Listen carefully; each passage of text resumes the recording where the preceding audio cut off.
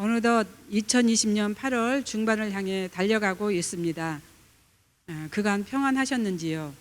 비와 함께 동행하는 여름 건강하게 잘 보내시기 바랍니다. 이 시간 하나님께서 오늘 우리에게 주실 말씀을 봉독하겠습니다.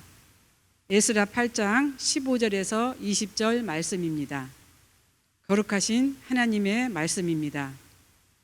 내가 무리를 아하와로 흐르는 강가에 모으고 거기서 3일 동안 장막에 머물며 백성과 제사장들을 살핀즉 그 중에 레위 자손이 한 사람도 없는지라.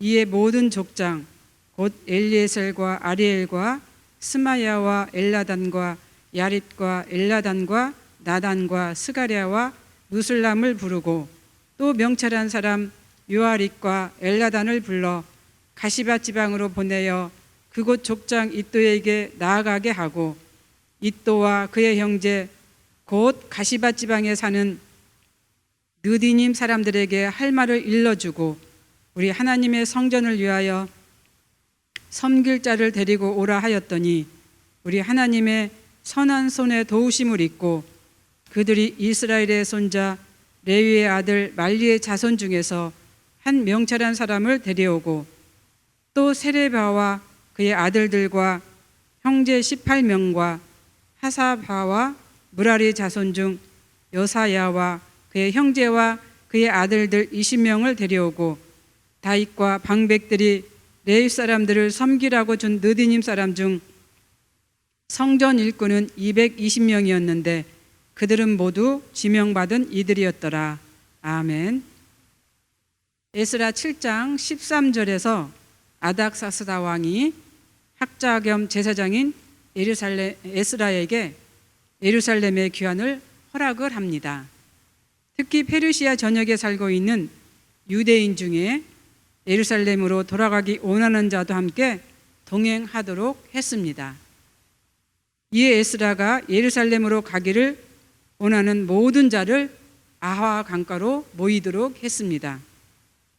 아하와 강가에 모인 백성들과 함께 에스라는 예루살렘의 귀환을 앞두고 준비를 했습니다. 특히 인구 조사를 비롯한 백성들을 이끌 지도자를 선정을 했고 험악한 광야길에서 안전하게 가는 문제도 위해서 계획을 이제 했습니다.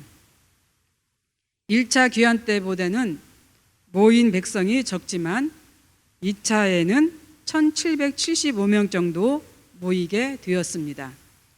그런데 제사를 드릴 제사장들은 자원을 그래도 했는데 제사를 도와줄 레위 사람의 지원자가 한 명도 없었습니다.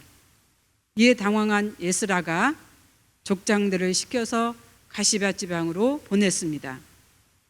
당시 가시바 지방엔 레위 사람들뿐만 아니라 느디님 사람들도 살고 있었습니다. 그중 이뚜는 레위인의 족장이었습니다. 에스라가 족장들을 보내서 이뚜를 만나게 한 것은 레위인을 건면해서 귀환길에 함께 동참하기 위해서였습니다. 레위 사람이 가시바 지역에 살게 된 배경은 아마 유다의 포로들이 하나님께 예배드렸던 성소가 그곳에 있었을 것이라는 추측 때문입니다. 출애굽 당시에 흩어져 살던 유대인들이 만든 성소가 있었던 것이 확인이 된 것처럼 가시바 지역 역시 임시 성소가 있었던 것으로 추정을 한 것이지요. 그래서 레위 사람들과 성전에서 허드렛 일을 돕는 느디님 사람들이 이곳에 함께 거주했던 것 같습니다. 물론 시대마다 조금씩 레위인의 직무가 다릅니다. 하지만 기본적인 임무는 같습니다. 제물을 도살하는 일부터 제사를 돕고 기구를 준비하는 여러 가지 일들이 같습니다.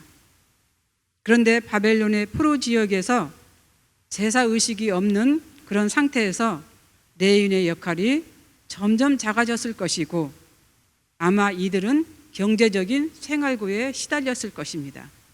그러다 보니 새로운 일자리를 찾아서 이제 직업을 가졌을 것이고 가족을 먹여 살렸을 것입니다. 가시바란 뜻은 은정색을 뜻하고 있습니다. 아마 이 도시가 이름처럼 은세공업이 발달한 지역이었던 것 같습니다. 자연스럽게 레위인들이 이 직업을 택했을 것이고 경제적으로는 안정된 생활도 했을 것입니다. 특히 포로지에서 출생한 자손들에게 레위의 직무는 그닥 그렇게 인기 있는 직업이 아니었을 것입니다.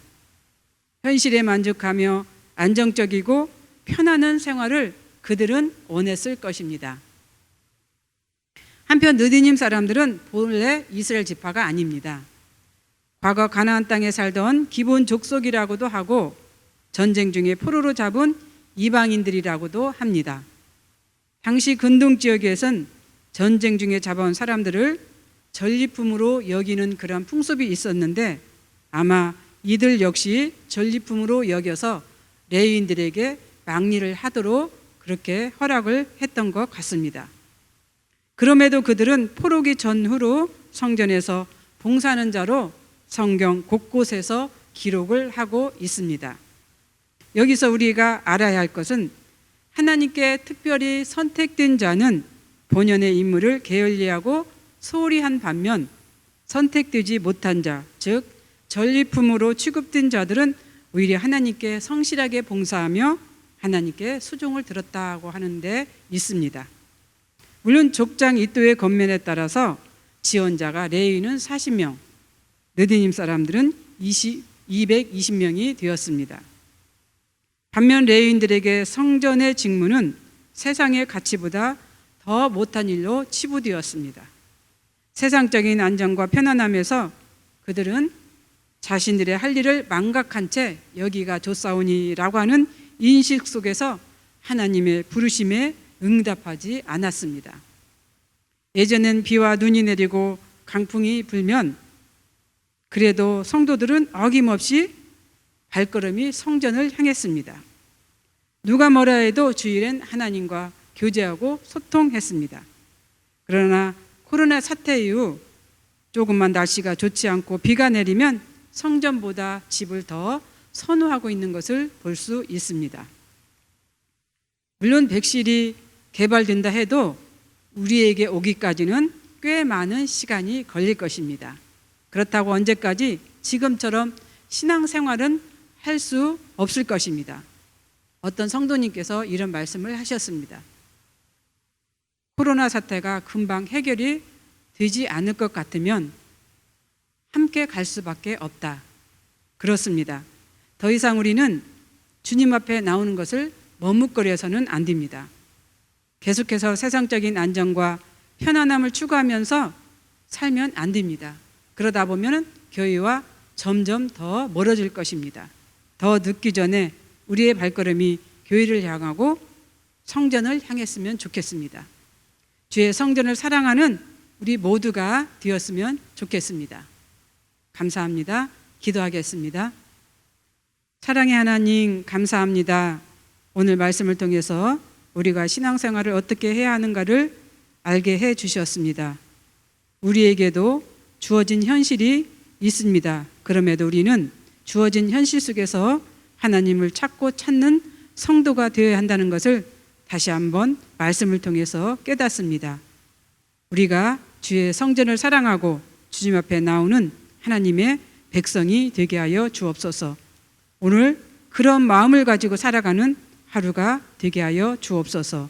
감사를 드리며 예수님의 이름으로 기도드리옵나이다. 아멘.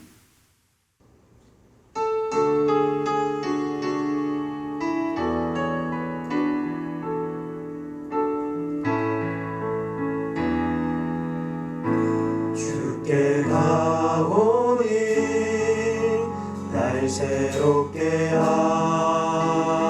하시고 주의 은혜를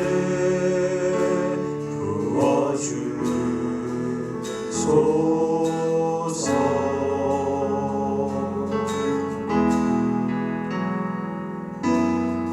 내 안에 발견한 나의 연약함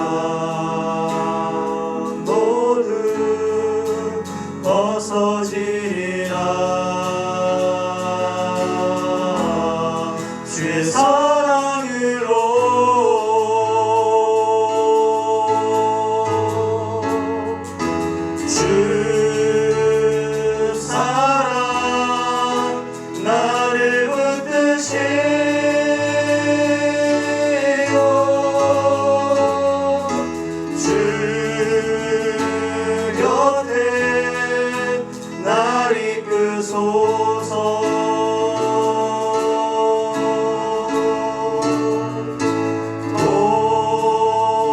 독수리 날개쳐 올라가는